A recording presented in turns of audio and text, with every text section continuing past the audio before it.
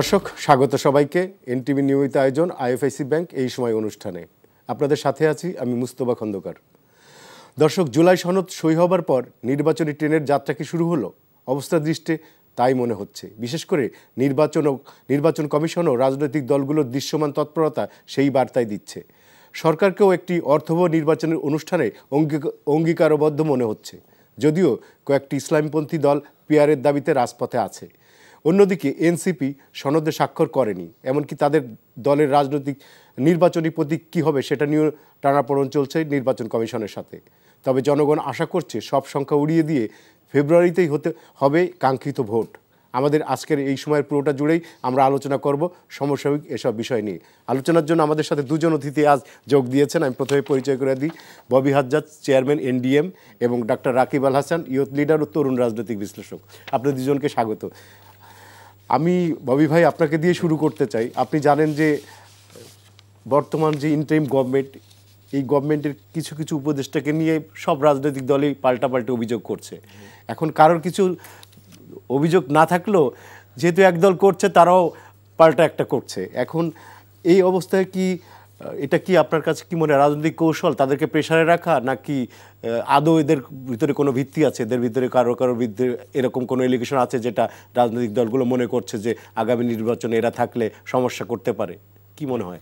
প্রথমে আপনাকে অসংখ্য ধন্যবাদ ভাই। একই সাথে আপনাকে, রাকিব, ডক্টর রাকিব সহ এনটিভির সকল শ্রোতাকে আমার সালাম এবং শুভেচ্ছা।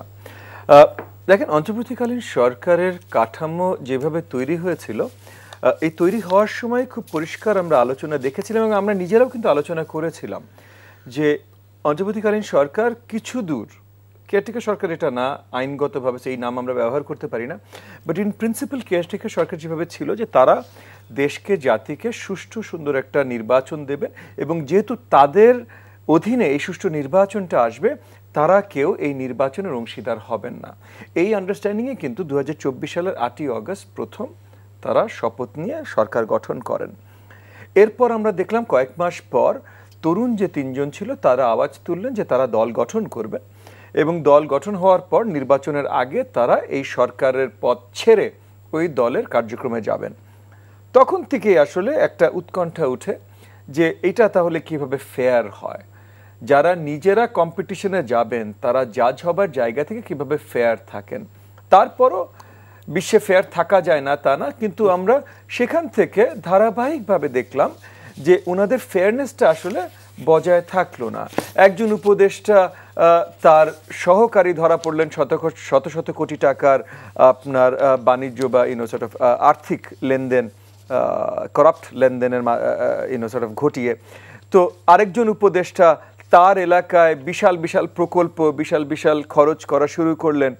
এখান থেকে পরিষ্কার হলো যে না, ওনারা মানে একটা পক্ষপাতিত্ব এখানে আছে এবং একই সাথে তাদের ভিতরে একজন যে বের হয়ে যে নতুন দলের নেতৃত্বে গেলেন, সেই দলের সহযোগিতায় প্রতিনিয়ত আমরা ওই দুইজনকে দেখেছি। তাদের বাড়িতে সবাই একসাথে বসছেন, আলোচনায় বসছেন, কার্যক্রমে বসছেন। সো এখান থেকে পরিষ্কার কি হয়ে যায় না যে একটা দলের প্রতি, আমি তো বলবো শুধু এই দুই তরুণ উপদেষ্টা না, অন্তর্বর্তীকালীন সরকারের ভেতর থেকে অনেকের এই নতুন দলের প্রতি একটা দুর্বলতা আছে। এখন এই দুর্বলতাটা যদি জাস্ট একটা মানসিক, একটা সাইকোলজিক্যাল ইমোশন, একটা দুর্বলতা পর্যন্তই থাকতো তাহলে ঠিক থাকতো, কিন্তু আমরা দেখেছি আর্থিক সহযোগিতা থেকে শুরু করে সব ধরনের পাবলিক রিলেশনস রিলেটেড সহযোগিতা আমরা এমনও দেখেছি। অন্তর্বর্তীকালীন সরকারের গুরুত্বপূর্ণ জায়গায় আছেন তারা বলছেন এই নতুন দলের কাউকে যে তার ভেতরে প্রধানমন্ত্রী দেখতে পান, নতুন দলের অন্য কারোর ভেতরে তারা এই দেশের মহান নেতাদের দেখতে পান। তো এইসব আলোচনা যখন পাবলিকলি ওপেনলি করেন তখনও তারা পরিষ্কার দেখান পক্ষপাতিত্ব। সেই জায়গা থেকে আমি বলছি যে যেই দলগুলো নির্বাচনে যাবে, আমরা নির্বাচনে যাবে, আমি ইতিমধ্যে নির্বাচনী প্রচারণা শুরু করেছি ঢাকা 13-তে, এবং আমাদের জোটের মানে আমরা বৃহত্তর যুগপৎ আন্দোলনের বিএনপির নেতৃত্বাধীন যে জোট, আমাদের অনেক জায়গায় আমরা প্রচারণা শুরু করে দিয়েছি, যদিও আমাদের অনেক আগে থেকে বাংলাদেশ জামাত ইসলাম প্রচারণা শুরু করেছে, বাট যাই হোক, তো আমরা এই জায়গায় চলে গেছি। নির্বাচনের জন্য আমরা তৈয়ারি নিচ্ছি। তো যে নির্বাচনের জন্য আমরা তৈয়ারি নিচ্ছি, আমরা নিশ্চয়ই দেখতে চাই যে এই নির্বাচনে লেভেল প্লেইং ফিল্ডটা থাকুক। সরকার অতপ্রুতভাবে বা শক্তভাবে বা ইভেন ট্যাকেটলি যদি কাউকে সহযোগিতা করে, তাহলে এই লেভেল প্লেইং ফিল্ডটা রাখা সম্ভব না। সো ওই যে আপনি যে বললেন না যে কিছু দল কমপ্লেন করছে, কিছু দল হয়তো একসাথে আওয়াজ করার জন্য কমপ্লেন করছে, না, আমি মনে করি যারাই কমপ্লেন করছে এই কমপ্লেনটা অত্যন্ত আপনার রিজনেবল, এবং এই কমপ্লেনটা দরকার। সরকারকে দেখাতে হবে দেশবাসী, জাতির কাছে, রাজনৈতিক দল, স্টেক হোল্ডারদের কাছে যে তারা নিরপেক্ষ। তারা নিরপেক্ষ হলেই তাদের মাধ্যমে একটা সুষ্ঠু নির্বাচন সম্ভব। সেই নিরপেক্ষতা দেখানোর জন্য অনেক কিছু এখন তাদেরকে দেখাতে হবে। রাকিব, সেটা হচ্ছে আমরা দেখলাম যে কিছুদিন আগে বিএনপির এক স্ট্যান্ডিং কমিটির বৈঠকে, সর্বোচ্চ ফোরাম বিএনপি, সেখানে আলোচনা হয়েছে যে সরকারের বিভিন্ন প্রশাসনে এমন এমন লোকজনকে বসানো হচ্ছে যারা একটা বিশেষ দলের, আমি স্পষ্ট করে বলি জামাতের লোকজনকে বিভিন্ন জায়গায় দেখা যাচ্ছে, এবং আমরাও দৃশ্যমানভাবে অনেক জায়গায় দেখছি যে জামাতের লোকজনই বিভিন্ন জায়গায় সেট হয়ে আছে, এবং প্রশাসনে অনেক জায়গায় আছে আমলারা যারা আছে, বিশেষ করে ফ্যাসিস্টের সময় আনুকূল্য পাওয়া অনেক আমলাই এখনও আছে। এই পরিপ্রেক্ষিতে, এবং অনেকে বলে যে 5 আগস্টের পরে জামাত অনেকটাই বেশি বেনিফিশিয়ারি বিভিন্ন প্রশাসনে, এবং বিএনপির লোকজন, মানে একটা অভিযোগ আসে যে বিএনপির লোকজন টেম্পো স্ট্যান্ড দখল করছে, জামাত প্রশাসন এবং শিক্ষা প্রতিষ্ঠানগুলো দখল করছে। তো সেই অবস্থায় একটা নিরপেক্ষ নির্বাচনের ব্যাপারে আপনি কতখানি আশাবাদী? জি, আপনাকে ধন্যবাদ, আমার সমালোচক এবং দর্শকদেরকে সালাম এবং শুভেচ্ছা। দেখুন, নিরপেক্ষ নির্বাচনের কথা আপনি তুলছেন। আমাদের অন্তর্বর্তীকালীন সরকারের প্রধান উপদেষ্টা দেশে এবং বিদেশে উভয় জায়গায় তিনি একাধিকবার বলেছেন এই নির্বাচন হবে সর্বকালের সেরা নির্বাচন। 1 নম্বর কথা। 2 নম্বর কথা হচ্ছে কি, নির্বাচন করার জন্য সরকার খুবই আন্তরিক, এখন পর্যন্ত আমরা সোফা দেখতে পাচ্ছি। আর যে কথাটা আপনি বলছেন যে অভিযোগটি বিএনপি দখল করেছে টেম্পো স্ট্যান্ড, জামাত দখল করেছে প্রশাসন, এটার জন্য আমি জামাতের দোষ দিব না, জামাতের ক্রেডিট দিব। জামাতের পলিটিক্সটা হয়তো জামাতে এভাবে কোপ আপ করে নিয়েছে, বিএনপিরও দায় আছে। দেখুন, জামাতের যে রাজনীতিটা, আমরা যে জামাতকে বলি যে জামাত আওয়ামী ছায়াতলে থেকে, যে গুপ্ত থেকে যে রাজনীতিটা করেছে, সেটা শুধুমাত্র তাদের দলকে আওয়ামী লীগ দাবি করতেছে, এখন অভিযোগ করতেছে যে আওয়ামী লীগের ক্ষতি করছে তারা, তাই না? কিন্তু এটা শুধু আওয়ামী লীগের ক্ষতি করে না, এটা আসলে বিএনপির ক্ষতি করছে। ক্ষতি করছে এই অর্থে, দেখুন আসলে মানে বিএনপির বেশিরভাগ মানে নেতাই, মানে জামাতের এবং জামাতপন্থী কিছু লোকজন, তারা আসলে যেহেতু বিএনপির সাথে দীর্ঘদিন জোটে ছিল, তা আসলে তাদেরকে আসলে বোঝা যেত না যে তারা আসলে কি জামাতের পারপাস সার্ভ করে কিনা। সেটা শুধুমাত্র যে পুলিশ প্রশাসন শুধু তাই না, বিশ্ববিদ্যালয়গুলো বলেন, মিডিয়াতে বলে, সব জায়গায় কিন্তু আসলে সে জামাতি লোক, কিন্তু সে বিএনপির একটা খপ্পরে ছিল। বিএনপিও আসলে তাকে জাজমেন্টের জায়গায় সেভাবে নিতে পারেনি যে আসলে সে কি আমার লোক কিনা। এখন যখন বিএনপির একটা আনুকূল্য পেয়েও সে বসেছে, সে কিন্তু আবার বিএনপির সাথে বিট্টে করা শুরু হয়েছে। এখানে আরেকটা একটু মানে হাইপোথিসিস আছে, সেটা হচ্ছে ধরুন বাংলাদেশে বেশিরভাগই মানুষ মানে বিএনপি এবং জামাতের ক্ষেত্রে কিছু লোক আছে দীর্ঘদিন থেকে, যাদেরকে আমি ব্যক্তিগতভাবে চিনি, তারা ধরেন মনে মনে তারা কিন্তু ডাইহার্ড বিএনপি সাপোর্টার না, কিন্তু তারা জামাতকে ভোট দেন এই কারণে, কারণ তারা মনে করে জামাতকে ভোট দিয়ে ভোটটা নষ্ট হবে, জামাত জিতবে না। কিন্তু এখন যে একটা হাইপ তৈরি হয়েছে জামাতের ক্ষেত্রে, তারা মনে করতেছে যে ঠিক আছে, এবার আমি একটু জামাতকে ভোট দিয়ে দেখি। এই কারণে জামাতের এই হাইপটা কেন, মানে হঠাৎ করে কি রাতারাতি জামাতের ভোট অনেক বেড়ে গেছে? রাতারাতি ভোট বেড়ে গেছে ব্যাপারটা এরকম না। জামাত সোশ্যাল মিডিয়াকে খুব ভালোভাবে হ্যান্ডেল করতে পারছে, এবং সোশ্যাল মিডিয়া তো আর ভোট দেবে না, সোশ্যাল মিডিয়া ভোট দেবে না, কিন্তু সোশ্যাল মিডিয়ার এই হাইপের কারণে আপনি দেখেন শুধুমাত্র ঢাকা ইউনিভার্সিটি না, প্রত্যেকটা ইউনিভার্সিটি কিন্তু তারা ভালোভাবে ভালো ফল। ইউনিভার্সিটির ক্যাম্পাসগুলোতে আমরা যেটা দেখছি যে 17 বছর ধরে ছাত্রদল ছিলই না, তারা গুপ্তভাবে মানে সেই স্টুডেন্ট টু স্টুডেন্ট তারা বিট করার সুযোগ পেয়েছে। সেই গুপ্তটা শুধুমাত্র আপনি স্টুডেন্ট ক্যাম্পাসে দিলে হবে না, সেটা প্রত্যেকটা জায়গায়, সেটা পুলিশ বলেন, প্রশাসন বলেন, আপনি দেখেন জামাতে প্রত্যেকটা ইউনিভার্সিটি বলেন, প্রত্যেকটা ইউনিভার্সিটি হঠাৎ করে রাতারাতি কীভাবে বিসিগুলা, বিভিন্ন জায়গায় অভিযোগ আসছে 16টা ইউনিভার্সিটি, প্রমিনেন্ট ইউনিভার্সিটি বিসিগুলা জামাতে লোক, তাহলে হঠাৎ করে তারা তো বিসি হয় নাই, একটা হঠাৎ করে লোককে তো আপনি বিসি বানাতে পারেন নাই, তার মানে বিসি হওয়ার আগ পর্যন্ত সে সুপ্তভাবে বা গুপ্তভাবে সে এখান পর্যন্ত পৌঁছে গিয়েছে। তো সুতরাং বিএনপির লোকও তাকে জাজমেন্ট করতে পারে, সে কি আসলে আমার লোক কিনা, বা সে কি আসলে আমার মতাদর্শ ধারণ করে কিনা। তো এই জিনিসটা শুধুমাত্র মানে আওয়ামী লীগের কথা আমি বাদ দিলাম, বা আমাদের রাজনৈতিক যে ইকোসিস্টেমের কথা বলি সেটাকে বাদ দিলাম, সেটাকে বিএনপির ক্ষতি করছে, এবং সেটার একটা হয়তো চমক হয়তো আগামী ইলেকশনে, যে কোনো কিছু ইলেকশনের সমীকরণ চেঞ্জ হয়েও যেতে পারে। যাই অন্য আলাপ। এবার আপনার প্রসঙ্গে ফিরে, সেটা হচ্ছে কি দেখুন যে আপনি নির্বাচন কতটুকু ক্রেডিবল বা ফেয়ার হবে বা লেভেল ফিল্ড হবে, যেটা বইয়ে বলছেন, সেটা আসলে আমি যেটা মনে করি, ধরুন আজকে কিন্তু একটা ঐতিহাসিক ঘটনা বাংলাদেশের ইতিহাসে। দেখুন আজকে কিন্তু বাংলাদেশের সেনা কর্মকর্তা, আমি এই প্রসঙ্গে আসবো না, আমি এটা টানছি কারণেই যে তাদেরকে কিন্তু আপনার যে পরিস্থিতি তাদের কাছে ফেস করতে হচ্ছে, তো সেই জায়গা থেকে ধরুন আমি মনে করি না যে বাংলাদেশের পরবর্তী অন্তত আগামী এই ইলেকশনটা অন্তত কোনো পুলিশ প্রশাসন বা ম্যানিপুলেট হবে। আমাদের ইলেকশনে 3টা এমকে খুব ভালোভাবে কাজ করে, কিন্তু আমাদের পুলিশ প্রশাসন কি এখনো একটা এত 300 আসনের নির্বাচনের মতো এই সক্ষমতাকে অর্জন করছে? না, সক্ষমতা অর্জন করছে কিনা সেটার জন্য আমি একাধিকবার অনেক টকশোতে আমি বলেছি, সেটা হচ্ছে ধরুন আমাদের যেহেতু এবার এই ইলেকশনটা খুবই চ্যালেঞ্জিং আমাদের জন্য, যেহেতু আমাদের গত 17 বছরে ইলেকশন বলতে কিছু ছিল না, এবং আমাদের যারা 35-এর নিচে তারা কখনো ভোট দিতে পারেনি, আমি নিজে কখনো ভোট দিতে পারিনি, আমি 3টা ভোট পেয়েছি, একটা কখনো ভোট দিতে পারিনি। তো সে জায়গা থেকে এটা খুবই চ্যালেঞ্জিং বিষয়, কিন্তু এই নির্বাচন কমিশন যে কাজটা করতে পারতো সেটা হচ্ছে তারা কিছু পাইলটিং করতে পারতো, এবং সেটা আমি জানি না রাজনৈতিক দলগুলোর পক্ষ থেকে কেন বলা হয়নি। ধরুন 2টা সিটি কর্পোরেশন, 5টা উপজেলা, 5টা পৌরসভা করলে তাদের একটা ফিজিক্যাল টেস্ট, অ্যাসিড টেস্ট অন্তত বোঝা যেত তারা কতটুকু সক্ষম। তো সেটা যদি করা যেত তাহলে অন্তত, কারণ আপনি একটা যখন বিশ্বকাপের জন্য মূল মঞ্চ যান, আপনি এর আগে অনেক প্রস্তুতি ম্যাচ সিরিজ খেলা হয়, টাই নেশন সিরিজ খেলা হয়, তো সেক্ষেত্রেও তারা যদি এরকম কিছু প্রস্তুতিমূলক পর্ব থাকতো তাহলে মনে বেটার হতো। আর লেভিং ফিল্ডের কথা যেটা বলছেন, আমার কাছে মনে হয় না যে মোটা দাগে আমাদের যে 3Mকে বলা হয়, ম্যানিপুলেশন, মানি এবং মাসেলস, মানি মাসেলস বাংলাদেশে রাতারাতি শেষ হবে না, কিন্তু ম্যানিপুলেটরি ইলেকশনটা আমার কাছে মনে হয় না যে ওভাবে ম্যানিপুলেট হবে। সেটা অন্য ইকুয়েশন হতে পারে জোটদের রাজনীতির ক্ষেত্রে, আমি সে প্রসঙ্গে পরে আসবো। আর এই মুহূর্তে আমার কাছে মনে হচ্ছে যে ইলেকশনটা মানে এখনো পর্যন্ত আমরা কনফার্ম না, যদিও এখন আমরা মোটা দাগে আমরা ধরে নিচ্ছি যে দেশ আসলে ইলেকশনের ট্র্যাকে আছে এবং ইলেকশন হয়ে যাবে, এটা আমরা মোটামুটি ধরে নিচ্ছি। তো ইলেকশন হওয়ার জন্য কিন্তু আজকেও যদি আপনি জানেন জামাত এবং এনসিপি আর অন্যান্য দল প্রধান উপদেষ্টার সাথে মিটিং করেছেন, গতকাল বিএনপি করেছেন, তো নতুন করে আবার 3টা দাবি তারা উত্থাপন করেছেন, এবং তারা যদি সেই দাবিগুলোতে শেষ পর্যন্ত অটুট থাকে এবং সেই দাবিগুলোকে কেন্দ্র করে যদি ইলেকশন বানচালের প্রচেষ্টা করে, তাহলে কিন্তু ইলেকশনটা কিন্তু জুড়ে যাবে। কিন্তু আমরা যেটা মনে করি যে ইলেকশনটা যদি রাইট টাইমে হয়, ডিউ টাইমে হয়, আমার কাছে মনে হয় যে ইলেকশনটা ফেয়ারই হবে, এবং ইলেকশন হওয়ার জন্য মানে সরকার যথেষ্ট পরিমাণে আন্তরিক, কিন্তু ইলেকশন না হলে অন্য ক্যালকুলেশন, ইলেকশন হলে এটাই হবে এইভাবে। ভাই সেটা হচ্ছে যে এই যে আজকে 3টা দল দেখা করলো, 2টা দল দেখা করলো, গতকালকে বিএনপি দেখা করেছে, এবং আজকে দেখলাম যে জামাত বলেছে গণভোট নভেম্বরে দিতে হবে এবং সাংবিধানিক আদেশ চায় তারা এই যে জুলাই সনদের। আর এনসিপি তো জুলাই সনদে এখনো সই করেনি, তারাও চায় যে ডক্টর ইউনূস একটা করুক, নির্বাহী আদেশ দিয়ে এটার বাস্তবায়নের একটা পরিকল্পনা শুরু করুক। এবং তারা পাশাপাশি তাদের প্রতীক নিয়েও একটা ঝামেলা ইলেকশন কমিশন, তার পাশাপাশি তারা বলছে যে ইলেকশন কমিশন করতে হবে, রিঅর্গানাইজ করতে হবে, পুনর্গঠন করতে হবে, এইটা এরা দল নিরপেক্ষতা হারিয়েছে। তো এই যে দাবি, আবার রাজপথে পিয়ার নিয়েও তাদের কর্মসূচি আছে কয়েকটা ইসলামীপন্থী দলের। সব কি মিলিয়ে কি আপনার কাছে মনে হচ্ছে যে ডিউ টাইমে নির্বাচনের ব্যাপারে আপনি কনফিডেন্ট এরা কোনো? আমি সত্যি কথা বলতে আমি আসলে ডিউ টাইমে নির্বাচন নিয়ে কনফিডেন্ট। কেন কনফিডেন্ট এক এক করে বলছি। আপনি প্রথমে বাংলাদেশ জামাত ইসলামের কথা বলেছেন, তো আমি যখন আপনাকে বললাম না যে আমরা নির্বাচনী কাজ শুরু করেছি, আমি নিজে নির্বাচনী কাজ শুরু করেছি, আমার থেকে আরও 2 থেকে 3 মাস আগে জামাত ইসলামের ক্যান্ডিডেট নির্বাচনী কাজ শুরু করেছে।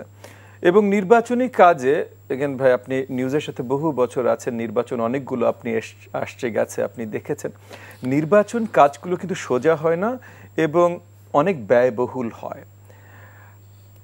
এই জিনিসগুলো মাসের পর মাস, বছরের পর বছর কেউ চালিয়ে যেতে পারে না, এটা সম্ভবই না।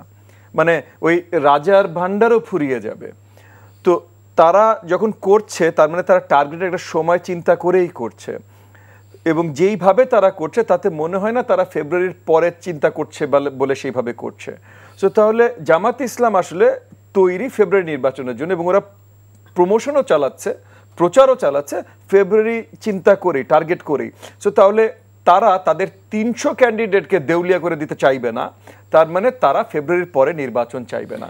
এটা জামাত ইসলাম। আমার বক্তব্য হচ্ছে যে ফেব্রুয়ারিতে যদি একটা ইলেকশন হয় তার 2-3 মাস আগে গণভোট, সেটাও তো একটা বিশাল খরচের ব্যাপার।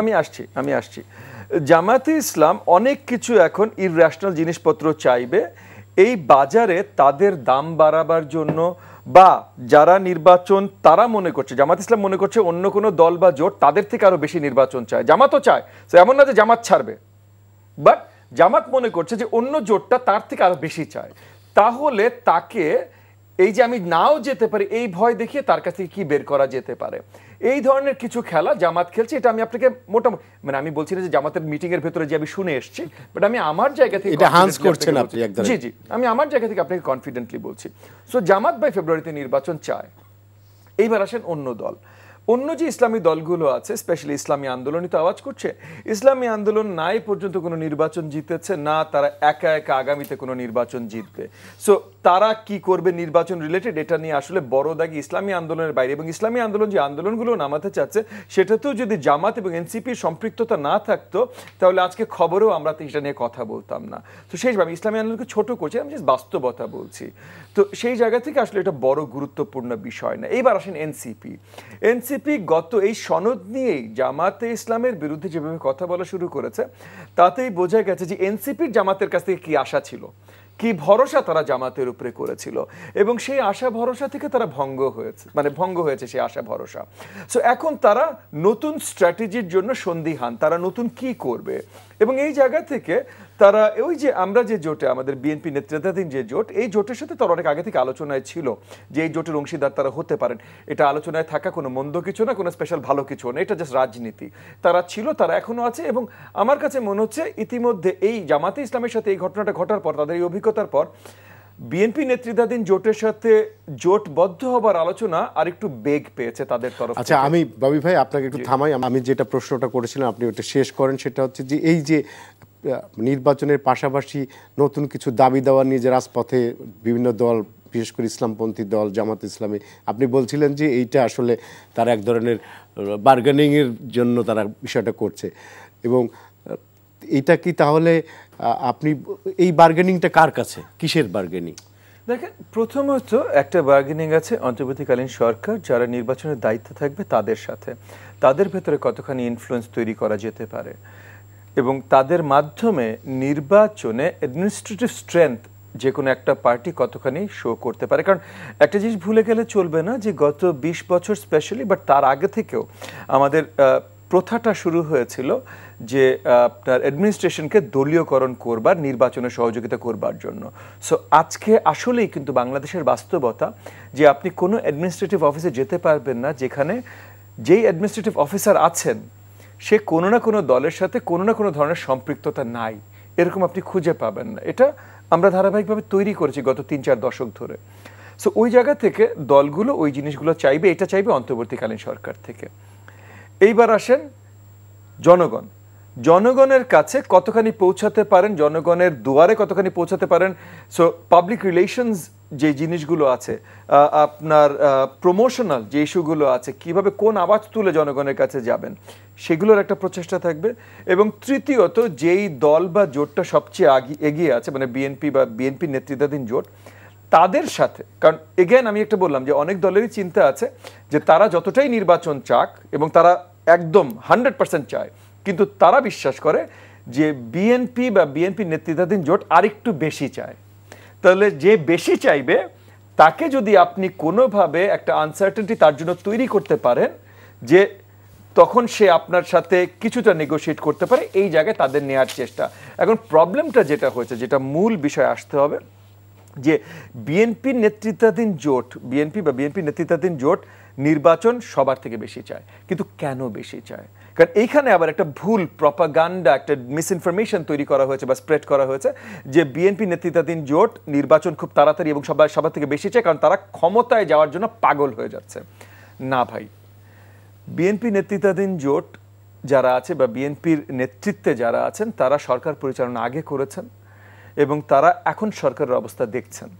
তারা জানেন যে একটা নির্বাচিত সরকার না আসলে খুব শীঘ্রই আমাদের দেশ কোন জায়গায় যেয়ে পৌঁছাতে পারে। এই জায়গা থেকে আপনি যদি আসলে একজন দেশপ্রেমিক হন এবং আপনি কোনোভাবে সন্দেহ আনতে পারেন না যারা 15-16 বছর ধরে স্বৈরাচারের বিরুদ্ধে যুদ্ধ করেছে, যারা সব ধরনের ত্যাগ স্বীকার করেছে, তারা দেশপ্রেমের বাইরে অন্য দ্বিতীয় তৃতীয় কারণে করেছে, এটা আসলে বিশ্বাসযোগ্য। আমরা দেখলাম সম্প্রতি যে আইএমএফ বলেছে যে নির্বাচিত সরকার ছাড়া ঋণের তৃতীয় কিস্তি তারা দেবে না। তো অনেক ব্যবসা ইনভেস্টরও বলছে যে কোনো ইনভেস্টমেন্ট নাই ভাই, দেশে কোনো ইনভেস্টমেন্ট নেই, ফরেন কোনো ইনভেস্টমেন্ট আসছে না, দেশীয় কোনো ব্যবসা ইনভেস্ট করছে না এবং কোনো ধরনের ফরেন এইডও সঠিকভাবে বাংলাদেশে আসবে না যতক্ষণ পর্যন্ত নির্বাচিত সরকার না আসে। অনিশ্চয়তার ভেতরে ব্যবসা হয় না। এটা অন্তর্বর্তীকালীন সরকার বা স্পেসিফিক এই উপদেষ্টা বা ওর দোষ না, এটা যে সিস্টেমের দোষ। অন্তর্বর্তীকালীন সরকার মানেই নিশ্চয়তা নাই।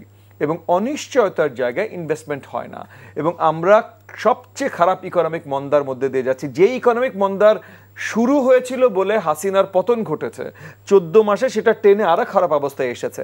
সো যারা আগামী সরকার পরিচালনার জায়গায় যাওয়ার সম্ভাবনা সবচেয়ে বেশি, যাদের সরকার পরিচালনার অভিজ্ঞতা আছে, তারাই আসলে সবচেয়ে বেশি আতঙ্কে আছে যে বাংলাদেশ কোন জায়গায় যাচ্ছে এবং এটা ঠিক করতে হলে কি কি করতে হবে। এবং সেই জায়গা থেকে আমরা যারা দেশপ্রেমিক, আমরা যারা দেশের অবস্থান বুঝি এবং ভবিষ্যৎ নিয়ে চিন্তা করি, তারা যত শীঘ্রই সম্ভব একটা সুষ্ঠু নির্বাচন দেখতে চাই। রাকিব, আমি একটু অন্য প্রসঙ্গে আসি। আপনি জানেন যে ট্রাইব্যুনালে আজ একটা বড় ধরনের একটা ঘটনা, ব্রেকিং ঘটনা ঘটছে, যেটা আমাদের কল্পনার বাইরে, যে সার্ভিস এবং কিছু অবসরপ্রাপ্ত সেনা কর্মকর্তাদের আজকে ট্রাইব্যুনালে হাজির করা হয়েছে। এটা নিয়ে নানা রকম প্রতিক্রিয়া, মিশ্র প্রতিক্রিয়া দেখা হচ্ছে যে এইটা বৈষম্য কিনা একদলের সাথে, যে একদল কারাগারে আছে যারা রাজনীতিবিদ, যারা অর্ডার দিছিল, আর যারা প্রত্যক্ষ এই ধরনের মানবতা বিরোধী অপরাধের সাথে জড়িত, তাদেরকে অন্য ধরনের একটা ট্রিটমেন্ট দেওয়া হচ্ছে, সাব জেল ঘোষণা করা হচ্ছে সেনাবাহিনীতে, সেখানে জেল কোড মানা হচ্ছে কিনা। যারা গুমের ভিকটিম ছিল তারা এটার জন্য প্রতিবাদ করেছে। আজকে দেখলাম এই আপনার আরমান এবং আজমি, তারপরে আপনার হাসিনুর রহমান, ওনরা বেশ এটা বলছে এটা হতে পারে না। কিন্তু বিষয়টা তো অনেক, যে আইনের শাসনের বিষয়ে এটা তো একটা মাইল ফলক। যদিও আমরা দেখেছি যে এর আগেও বিএনপির সময় 10টা অস্ত্র মামলা যারা আর্মি অফিসার ছিলেন বড় বড়, তাদেরকেও হাসিনার আমলে কনভিক্টেড করা হয়েছে, তাদেরকে জেলে দেওয়া হয়েছে।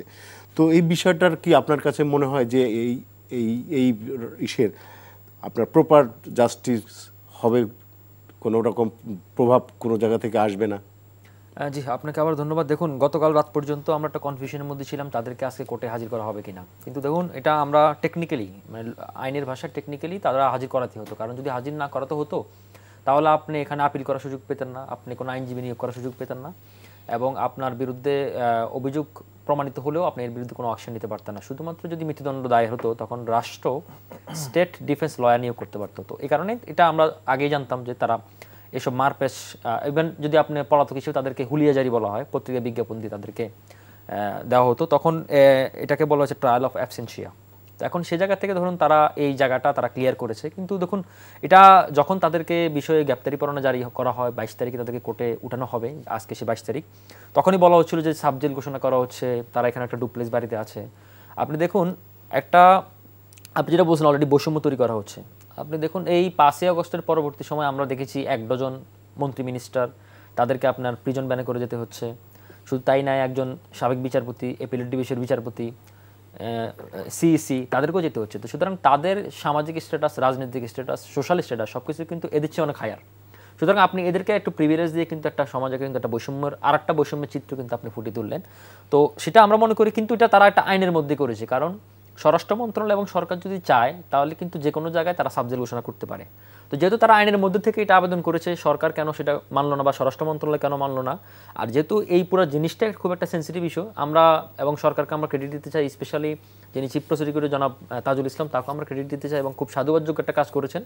এবং আমরা মনে করি যদি এই ধরনের একটা দৃষ্টান্ত স্থাপন করা যায় প্রপার বিচার অধীনে, তাহলে আমি মনে করি আগামীর যারা সরকারের চালাবে, যারা এইসব পদে আসবে, তারা খুব বেশি সচেতন হবে। আর একটা বিষয় আপনাকে আমি একটু বলতে চাই, সেটা হচ্ছে ধরুন এখানে কিন্তু সেনাবাহিনীর কিন্তু নৈতিক অবস্থানটা খুব দুর্বল। তারা কিন্তু এখন এটাকে মিলিটারি যে কোর্ট মার্শাল যেটা 1952 যে অ্যাক্টটা, সেই অ্যাক্টের মধ্যে তাদের যাওয়ার কিন্তু এখন সুযোগটা কম। কারণ হচ্ছে কি, আপনি মানলাম যে হাসিনার 16-17 বছর আপনি একটা ফেসিবাদী কায়েমের মধ্যে ছিলেন, সেখানে আপনি তাদেরকে বিচার করতে পারেন না। কিন্তু গত 5ই আগস্টের পর থেকে তো আপনি যদি আন্তরিক হতেন তাহলে তো আপনি নিজ উদ্যোগে তাদের একটা বিচার করতে পারতেন। যদি কিংবা তাদেরকে আবার বিচার করেও ফেলতেন তাহলে কিন্তু তাদের একটা অবজেকশনের সুযোগ থাকতো যে আমরা তো বিচার করে ফেলছি, তাহলে তাদের সিভিল একটা আমরা এটা বিচার করতে চাই না, বা আমরা তখন একটা বাধা দিতে চাচ্ছি। কিন্তু সে যদি সেনাবাহিনী নিজ থেকে কোনো উদ্যোগ নেয়নি এবং তারা এই কাজটি করেনি, সুতরাং তাদের নৈতিক অবস্থানটা খুব দুর্বল। এবং যেহেতু এটা সরকারও খুব সিরিয়াস, এবং এটা একটা আইসিটি, এটা কিন্তু ইন্টারন্যাশনাল ক্রাইম ট্রাইব্যুনাল কোর্ট, এটা কিন্তু রেগুলার আমাদের জাস্টিস সিস্টেমের মতো না।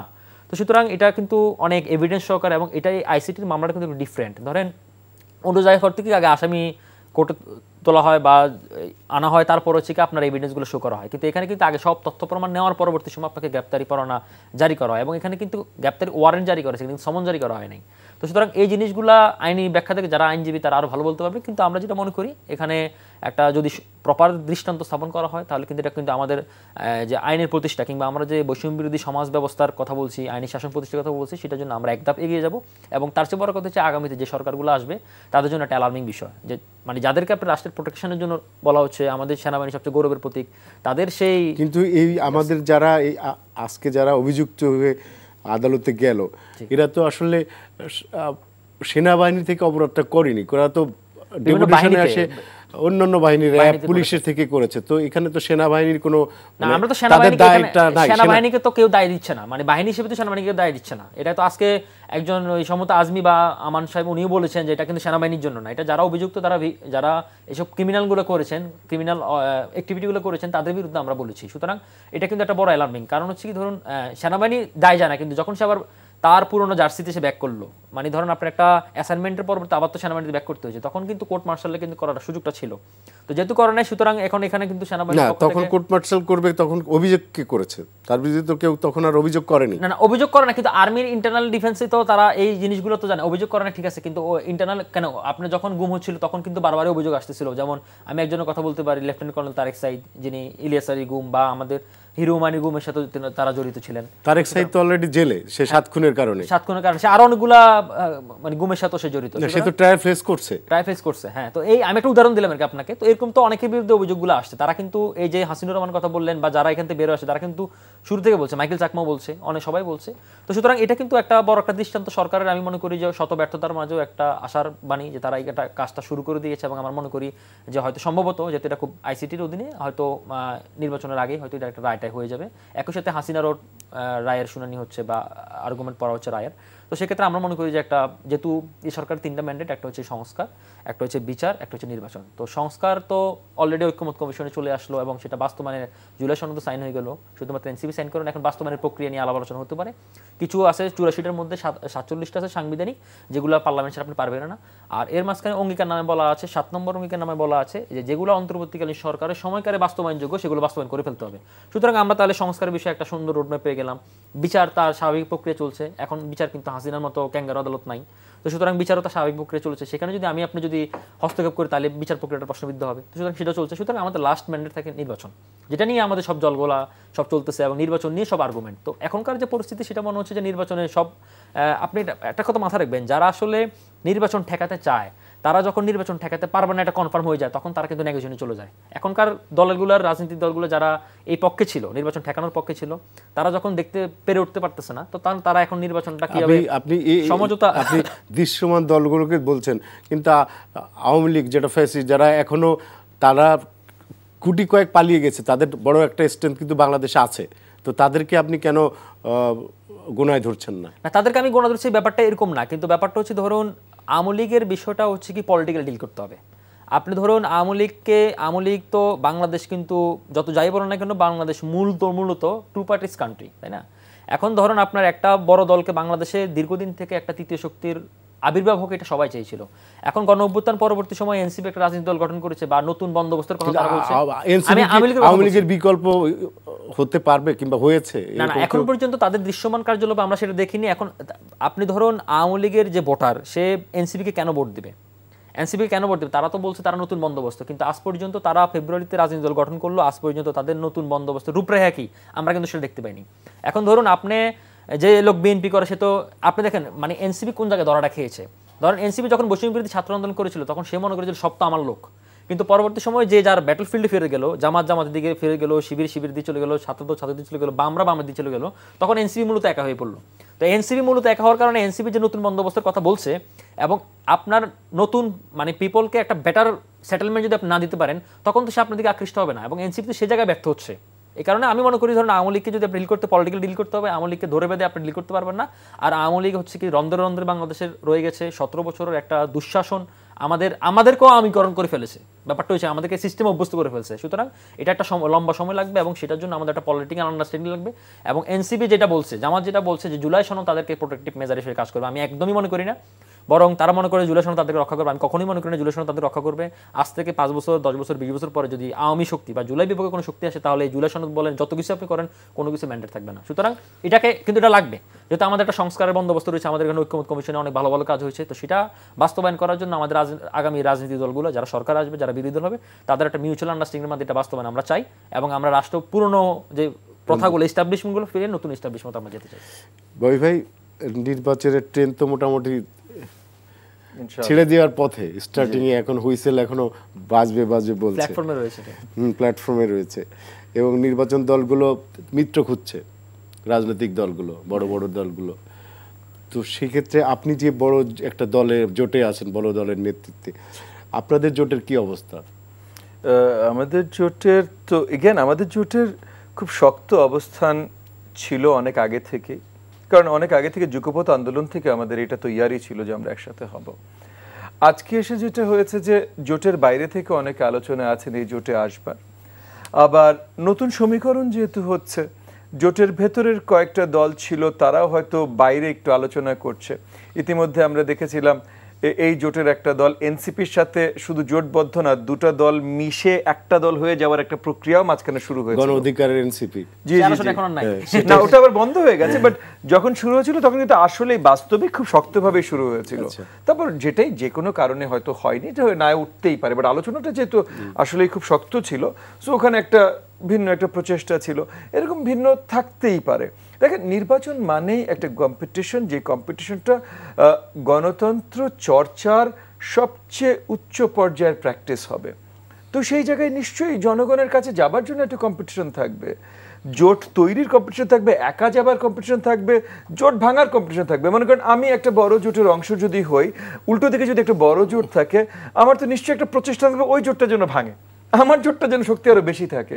এবং এটা নেতিবাচক কিছু না, যতক্ষণ পর্যন্ত আপনি আইন লঙ্ঘন করে বা মোরাল নর্মসগুলো লঙ্ঘন না করে আপনি কিছু করছেন, ততক্ষণ পর্যন্ত এটা ইতিবাচক। কারণ এটাই কম্পিটিশন। কম্পিটিশনটা তো হয় না আমি বাজারে যাব একটা জুস বিক্রি করব, আপনি বাজারে যাবেন একটা জুস বিক্রি করবেন, আমি চাইবো ভাই আমার জুসটা বেশি কিনুক, তো আমি বলবো যে সবচেয়ে ভালো জিনিসপত্র আমার জুসে আছে, এবং আমি চেষ্টা করবো সবচেয়ে ভালোটা দিতে।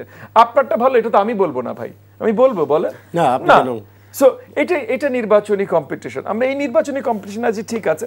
এখন আমরা কিছু দূর অবভিয়াসলি কিছু জায়গায় দেখছি যে নির্বাচনী কম্পিটিশনের বাইরে যে একে অপরের সাথে রাগ বিরাগ ক্ষোভ একটু দেখানো হচ্ছে। এই যেমন গত কয়েকদিনই আমরা দেখলাম জামায়াতে ইসলামী এনসিপি, যারা কিছুদিন আগেও আমাদের জোট সম্বন্ধে বা জোট নেতা বিএনপি সম্বন্ধে নেতিবাচক অনেক আলোচনা করে, অনেক কিছু করে, এক স্টেজে উঠে আমাদেরকে জুলাই আন্দোলনের স্পিরিটের বিরুদ্ধে এই ধরনের অনেক আলোচনা করে, এখন আবার নিজেরা একে অপরকে যত ধরনের গালমন্দ করছেন, মানে বাপের আগে ছেলে যাবেন, এই ধরনের কথাবার্তা, মানে অপ্রীতিকর কথাবার্তা, যে ধরনের কথাবার্তা হয়তো আমরা হাসিনার লোকজনের কাছ থেকে শুনে কিছু দূর অভ্যস্ত হয়ে গেছিলাম। কারণ ওই গত হাসিনার 15 বছর আমরা আসলে মনেই করেছিলাম রাজনীতিবিদ মানেই কোনো শিক্ষা দীক্ষা নেই, রাজনীতিবিদ মানেই কথা বলতে আসলে জানে না, ভদ্রতা জানে না, আবল তাবল ভাবেই কথা বলবে।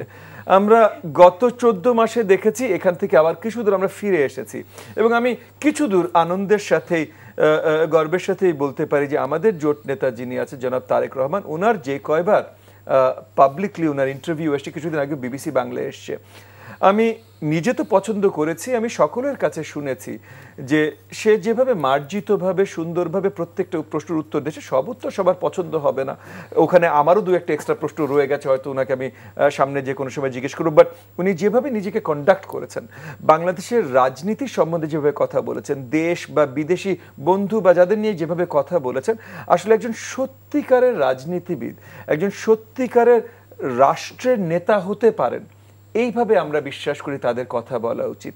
কিন্তু ওই হাসিনার 15 বছর আমরা দেখেছিলাম, শেখ হাসিনারও মুখে কোনো তালা ছিল না, কোনো লাগাম ছিল না, উনি যাতাভাবে কথা বলতেন, এবং উনাকে খুশি করবার জন্য উনার ক্যাবিনেটের বা উনার সংসদের বা উনার দলের লোকজনও একদম যাতাভাবেই কথা বলতেন। আমরা দেখেছি ইন্সপেক্টর জেনারেল অফ পুলিশ, মানে পুলিশের সবচেয়ে উচ্চ পর্যায়ের যে পদ, আইজি, আমি ভাই 51-52 বছর বয়স হয়ে গেল, এই হাসিনা আমলের আগে আমি জীবনে আইজি কে জানতাম না, মানে জানতাম পারিবারিক পরিচয় হিসেবে জানতাম, বাট পাবলিকলি জানতাম না আইজি কে।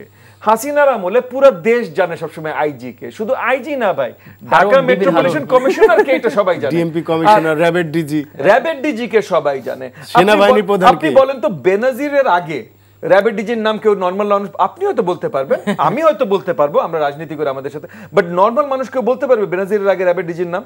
বলতে পারবে না। সো এই যে এই জিনিসগুলো আছে, এগুলো বদলে গেছিল, এখন আবার আমরা ফেরত আনার একটা কাজে আছি। কিন্তু ইতিমধ্যে এই যে বাংলাদেশ জামাত ইসলাম এবং এনসিপির ভিতরে, তাদের ভিতরে যে একটা সংঘাত বা একটা ঠান্ডা সংঘাত বা যেটাই বলেন, যেটা তৈরি হয়েছে, আচ্ছা এটা কি কারণে, মানে কি ইন্টারেস্টের কোনো ধরনের, মানে অনেকে বলছে যে জুলাই সনদ সই নিয়ে দুই পক্ষের একটা আন্ডারস্ট্যান্ডিং ছিল, কিন্তু ওই 86 সালে হাসিনার মতো যে এরশাদ যেটা করছিল এরকমই জামাত সেম কাজটা করছে, এরকম অনেকে বলে আর কি। দেখেন আমার মনে হয় এনসিপি ওরা তরুণ, ওদের আমরা ইতিমধ্যে গত 14 মাসেই দেখেছি যে ওরা খুব চিন্তা করে না কথা বলবার আগে, যেটা আসলে করা উচিত, কারণ দায়িত্বশীল রাজনীতি তো দায়িত্বশীল রাজনীতি। আপনার বয়স কত আসে যায় না, আজকে আমার বয়স 52 হতে পারে, ডক্টর রাকিবের বয়স 32 হতে পারে, 28 আচ্ছা আরো কম হতে পারে, ঠিক আছে, মানে আমি ওনার অলমোস্ট ডাবল বয়স, বাট পয়েন্টটা সেটা না। কিন্তু দেখেন ওনার কথায়ও আপনি একটা ওজন পাচ্ছেন, একটা ভার পাচ্ছেন, একটা মানে একটা মানে একটা কথার রেশনাল আছে, লজিক আছে, একটা সৌন্দর্য আছে। আমরা তো একে অপরের সাথে যেভাবে কথা বলবো সেটা বজায় রাখতে হবে না? এখন রাকিব যদি খুব জাতাভাবে, খুব নোংরাভাবে বা মন্দাভাবে কারো সমালোচনা করতেই পারে, আমার পুরো অধিকার আছে সমালোচনা করার, কিন্তু এই সমালোচনার ভাষাটা আমি কি ব্যবহার করছি এটা অত্যন্ত গুরুত্বপূর্ণ। সো রাকিব যদি আজকে ওই ভাষা ব্যবহার করা শুরু করতেন, আমি তো হয়তো আমাকে নিয়ে বলছেন, অন্য কাউকে নিয়ে বলছেন, কিন্তু আমি স্বাচ্ছন্দ্য বোধ করতাম না ওর সাথে বসা। হ্যাঁ, তো আওয়ামী লীগের আমলে এই ধরনের টকশো তো অনেক হতো, অনেক হয়েছে, কালচারটা আওয়ামী লীগ শুরু করছে, হ্যাঁ করেছে, এমন হচ্ছে টকশো সিম্পল একটা কথা বলেছি, পাশে আওয়ামী লীগের যে লোক আছে সে এমন করে চোখ রাঙাচ্ছে যে আমি নামার সাথে সাথে আমার দেখে নিবে, মানে এরকম জিনিসপত্র রেগুলারলি হতো, মানে কালচারটাই চেঞ্জ হয়ে গেছে। এই জিনিসটা কিছু দূর আমরা এনসিপির তরুণদের ভিতরে দেখেছি যে তারা রেখে ঢেকে কথা বলে না, মানে আছে না ভাই, আমি আপনার সমালোচনাই করছি কিন্তু আমি তো ভদ্রভাবে করতে পারি, যেখানে আমরা পার্সোনাল সম্পর্ক। এই ক্ষেত্রে আমি দেখলাম যে জামাত বেশি গুরুত্ব দেখিয়েছে, তারা সে বাপকে ছেলে। এখন এনসিপি যখন এই কাজগুলো করেছে তখন জামাতের সিনিয়র নেতৃবৃন্দ, বাংলাদেশ জামাতে ইসলাম অনেক ঐতিহ্যবাহী একটা দল, ভালো মন্দ কার পছন্দ কার খারাপ সেটা অন্য কথা, অনেক ঐতিহ্যবাহী একটা দল, তাদের শীর্ষ পর্যায়ের নেতৃবৃন্দ থেকে এই ধরনের নেতিবাচক আলোচনা আসলে একেবারেই মানানসই হয় নাই। এই জায়গা থেকে আমার মনে হয় আমাদের আবার চেষ্টা করা উচিত ওই একটা সহনশীলতার একটা জায়গায় ফিরে আসা। আচ্ছা রাকিব, এই যে জোটের পলিটিক্সে আমি যেটা আলোচনা শুরু করেছিলাম যে বিএনপি অলরেডি একটা জোট ছিল, 18 দলীয় জোট, 20 দলীয় জোট, এরকম সেই জোটের জামাত বেরোয় গেছে, জামাতকে বাদ দেওয়া হয়েছে, এখনও এরকম 18-19টা দল বিএনপির সাথে অলরেডি ক্রিয়াশীল এবং তার মধ্যে কয়েকটা বাম দলও আছে। আজকে দেখলাম মির্জা ফখরুল একটা টেলিভিশন ইন্টারভিউতে বলেছেন যে তারা বাম এবং ইসলামীপন্থী কয়েকটা দল মিলে একটা ব্যালেন্স একটা জোট গঠনের কথা চিন্তা করছে। তো সেই ক্ষেত্রে জামাত তো একটা ইসলামীপন্থী দল, তারাও একটা, তো এই জোটের রাজনীতিতে বাংলাদেশে যদি নির্বাচন হয় সেক্ষেত্রে কারা লাভবান হবে বলে আপনি মনে করেন? যে আপনাকে ধন্যবাদ, খুব ইন্টারেস্টিং একটা প্রশ্ন করেছেন, আমার খুব ইন্টারেস্টিং একটা উত্তর আছে।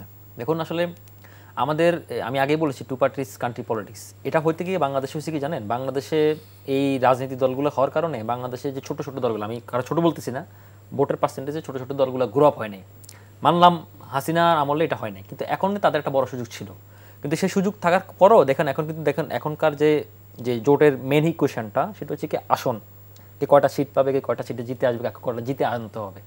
এখন আমাদের সমস্যা হচ্ছে জানেন, আমাদের এই দলগুলো যেহেতু গ্রো আপ হয় নাই, তো সেই কারণে হচ্ছে ধরুন এই কারণে বার্গেনিং পয়েন্টটা অনেক লম্বা থাকে, তাই না, আমাকে দিতে হবে, না দিলে আমি তোমার বিরুদ্ধে চলে যাবো, তার বিরুদ্ধে চলে যাবো, নানা ইকুয়েশন থাকে। বইবা যেটা বলছিলেন যে আমি তো চাবোই যে অমুক দল থেকে জোটটা ছোট হোক, ওটা ভেঙে হোক, আমারটা শক্তিশালী হোক, তো এটা হয়তো কি আমাদের আসলে রাজনীতিক এই দলগুলা বাম দাম ডান যত দলগুলো আছে সবগুলো যদি গ্রো আপ হয়ে যায়, তাহলে আমাদের পলিটিক্সটা আরও বেশি, আমরা কিন্তু মুখে বলি যে আমরা বহুতান্ত্রিক গণতন্ত্রে বিশ্বাস করি, কিন্তু আমাদের প্র্যাকটিক্যালি এটা হচ্ছে না। আপনি যদি দেখেন, আমি ভারতের কথা বাদ দিই, আমি যদি ইন্দোনেশিয়া এবং মালয়েশিয়ার কথা বলি, দুইটা দেশের কথা উদাহরণ আপনাকে দিই, সেখানে 5 থেকে 6টা রাজনৈতিক দল আছে ক্ষমতা যাওয়ার মতো। এখন আমাদের যদি এই কালচারটা আসে তাহলে আমাদের গণতন্ত্রটা আরও বেশি সুসংগত হতো। এখন এটা হওয়ার কারণে এটা বড় দলের ক্ষতি করছে, ছোট দলের ক্ষতি করছে। ছোট দলগুলোও অনেক দল আছে ঢাকার বাইরে যেতে পারে নাই, যেমন যারা ধরেন টকশো করলে, অনেক ছোট দলের নেতা আছে, টকশো করলে ধরেন 50,000 ভিউ হবে, মাঠে যদি ভোট আপনি করতে চান 5,000 ভোটও নাই, 500 ভোটও নাই। এবং এমন এমন দলও আছে দেখবেন তারা বিশাল হুমকি দুমকি ঘুরায়, তাদের পুরো বাংলাদেশের সব ভোট মিলাইও তারা 5,000 ভোট পাবে না। আমি বলি এবি পার্টি, কিন্তু দেখবেন মাঠে কিন্তু এখন তারা বিশাল সরগরম। এখন এই জাতীয় জিনিসটা যদি ভোটের মাঠে যদি প্র্যাকটিসিং না হয়, তখন এটা আসলে অনেক বড় সমস্যা দাঁড়ায়। এবার আসে জোটে কারা লাভবান হবে, ক্ষতিগ্রস্ত হবে। এখন দেখুন বিএনপি যেটা মনে করতেছে, ধরেন আমি আগে বলেছি যে জামাতের একটা যে হাইপ চলতেছে, বিএনপিটাতে যত মুখে বলুন না কেন বিএনপিটাতে একটু নার্ভাস। বিএনপি মনে করতেছে যে জামাত যদি আবার আওয়ামী লীগের ভোট ব্যাংকটা যদি জামাতে দিয়ে চলে আসে, যেহেতু আওয়ামী লীগের ভোট ব্যাংক তো একটু সংক্ষেপে, আমি একটু সংক্ষেপে শেষ করি। তো এখন সে জায়গা থেকে যদি মনে করে, কারণ বিএনপি মনে করতেছে যে জামাতকে দুর্বল করার জন্য অন্য দলগুলো আমার দিকে আসুক, এই কারণে সে অনেক দলকে সে পাশে চাচ্ছে। এখন এটার জন্য সমস্যা কিছু জানেন, বিএনপির প্রত্যেকটা আসনে 17 বছরে তো অনেক থেকে নেতা আছে, এখন প্রত্যেকটা আসনে 5 জন 7 জন করে তার হেভিওয়েট ক্যান্ডিডেট রয়েছে। এখন এই ক্যান্ডিডেটগুলো তার স্যাক্রিফাইস করতে হবে, তাই না, এই দলগুলো। এবং তারা কিন্তু বলেছে 50 থেকে 100 আসন তারা উন্মুক্ত রেখে দিচ্ছে, বারবার নিউজ এগুলো আসতেছে। এখন সেই জায়গা থেকে ধরুন এই একটা দলের যে অন্তকোন দল থেকে যাবে এবং যে শেষ পর্যন্ত যেগুলোকে ম্যানেজ করতে পারবে না, এটা একটা বড় সমস্যা দাঁড়াবে। আর জোটে বিএনপি যেটা বললাম, বিএনপি মনে করতে সব দলগুলো যদি আমার দিকে আসে, এই কারণে বিএনপি কিছু বাম দল রাখতে চাচ্ছে। আবার ইসলামী যে সব দলগুলো একসাথে হওয়ার, একটার সাথে কিন্তু একটা আদর্শগত কোনো সম্পর্ক নাই, কিন্তু এখন ইসলামী রাজনীতি প্র্যাকটিস করতে হবে, কারণ জামাত সবাইকে কাছে টানতে যাচ্ছে। বিএনপি মনে করতেছে যে কিছু ইসলামের দল আমার দিকে থাকুক, কিছু বাম আমার দিকে থাকুক, যেহেতু আমি সরকার দলে যাচ্ছি। আবার বিএনপির একটু তখন এজেন্ডার মধ্যে রয়েছে যে তারা ইনক্লুসিভ গভর্নমেন্ট চায়, জাতীয় সরকার চায়। এখন জাতীয় সরকার তো এরকম হবে না যেহেতু আমি বিরোধী দল থেকে নিয়ে সরকার গঠন করবো, জাতীয় সরকারটা এরকম হবে তার শরিক দলকে থেকে নিয়ে এসে সরকার গঠন করবে। তো এটা গণতন্ত্র প্র্যাকটিসের জন্য ভালো, ছোট দলগুলোকে সে অ্যাকোমোডেট করতেছে, কিন্তু একই সাথে কিন্তু আবার সেই পুরনো প্রশ্ন কিন্তু ফিরে যেতে হচ্ছে, এই দলগুলো গ্রহ হচ্ছে না। কিন্তু আমরা আশা করবো যে আগামীতে বাংলাদেশে সত্যিকার গণতন্ত্র প্র্যাকটিস করতে হলে বিএনপির মতো মধ্যপন্থী বা এই ধরনের দলগুলো একটা নয় 4-5টা দল যাতে গ্রহ হয়, যাতে পিপলের অনেকগুলো চয়েস করার অপশন থাকে, তাহলে আমাদের ডেমোক্রেসিটা ওই লেভেলে সুসংগত হবে। ভাই আপনার কাছে আমার শেষ প্রশ্ন 2 মিনিটে জানতে চাই, সেটা হচ্ছে আপনি ইলেকশন করছেন কোন আসন থেকে? আমি নির্বাচন করছি ঢাকা 13 বৃহত্তর মোহাম্মদপুর আদাবর শেরেবাংলা নগর আসন থেকে। এটা জোটের সিদ্ধান্তে, আচ্ছা আচ্ছা, যেহেতু আমরা জোটগতভাবে যাচ্ছি, সো জোটের প্রত্যেকটা ক্যান্ডিডেট জোটগতভাবে সিদ্ধান্তে তাদেরকে ওই কনস্টিটিউয়েন্সিগুলো দেয়া হয়েছে। কিন্তু আমার একটু যা সম্পূরক প্রশ্ন, আপনি কি কমফর্ট ফিল করেন ওই আসন থেকে ইলেকশন করতে? দেখেন ভাই, আমি বাংলাদেশের মাটির ছেলে, টেকনাফ থেকে তেতুলিয়া আমি পুরাটাকে আমার নিজের এলাকা মনে করি। সো আজকে যদি আমি তেতুলিয়ায় নির্বাচন করতাম, হ্যাঁ ভোটাররা মনে করে এটা আমার দায়িত্ব যেন ভোটারদের ভেতরে আমি বিশ্বাস দেয়াতে পারি যে আমি তার কাছে যতখানি তার আপন হতে পারি ততখানি তার আপন হব, এবং আমার থেকে আপন তার পাশের বাড়ির নেইবারও হবে না। এইটা তাদেরকে বিশ্বাস করানো আমার দায়িত্ব। আমি বিশ্বাস করি এইটা আমার ভোটারদের বিশ্বাস করাতে আমি সক্ষম হব। ঢাকা 13-তে মোহাম্মদপুর আদাবর শেরেবাংলা নগরের প্রত্যেকটা ভোটারকে আমি বিশ্বাস করাতে সক্ষম হব, এবং আমার বিশ্বাস করানোর কার্যক্রমটা বা এই দায়িত্বটা শুধুমাত্র আমার আসনেই না, কারণ জোটের একজন ক্যান্ডিডেট হয়ে পুরো জোটের জন্য এই কাজটা যতখানি করতে পারি জোটের প্রত্যেকটি অংশীদারের একই সমান দায়িত্ব। সো আমার যেমন ঢাকা 13-তে প্রাইমারি দায়িত্ব, প্রথম দায়িত্ব, এরপর ঢাকা 13 থেকে এই বিশ্বাসটা বাকি সব জায়গায় ছড়িয়ে দেওয়া। টেকনাফ থেকে তেতুলিয়া 300টা আসনে যেন সবাই বিশ্বাস করতে পারে যে যাকে ওই জায়গায় নির্বাচনের জন্য ধানের শীষ মার্কায় দেয়া হয়েছে বা বিএনপি নেতৃত্বাধীন এই জোটে দেয়া হয়েছে, সেই তার সবচেয়ে আপন ব্যক্তি হয়ে তার জন্য সবচেয়ে নিরলসভাবে কাজ করবে। ওকে, রাকিব কিছু বলতে চান 30 সেকেন্ডে? শেষ কথা বলতে চাই, সেটা হচ্ছে ধরুন এখন ইলেকশনের একটা ট্রেন্ডের দিকে আমরা চলে যাচ্ছি, কিন্তু আমাদের ইলেকশন হওয়ার পরে এই সরকার কিন্তু একটা ভালো পয়েন্ট তারা তৈরি করেছে, ঐক্যমত কমিশন, যেখানে আমরা ধর্ম বর্ণ নির্বিশেষে সবাই কিন্তু একসাথে একটা অ্যাকোমোডেট পরিবেশ তৈরি করেছি। আমরা আশা করব, বাংলাদেশের কিন্তু 54 বছর একটা বড় ব্যর্থতা ছিল, ন্যাশনাল ইস্যুতে পলিটিক্যাল পার্টিগুলো এক হতো না।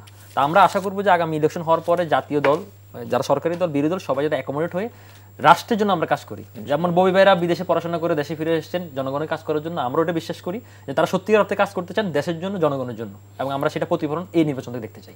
ধন্যবাদ ববি হাজ্জাজ এবং রাকিব, আপনাদের দুজনকে ধন্যবাদ আমাদেরকে সময় দেওয়ার জন্য। দর্শক, আজ এখানে শেষ করছি। আমাদের এই অনুষ্ঠানটি পুনরায় দেখতে ভিজিট করুন এনটিভির অনলাইন www.ntvbd.com-এ।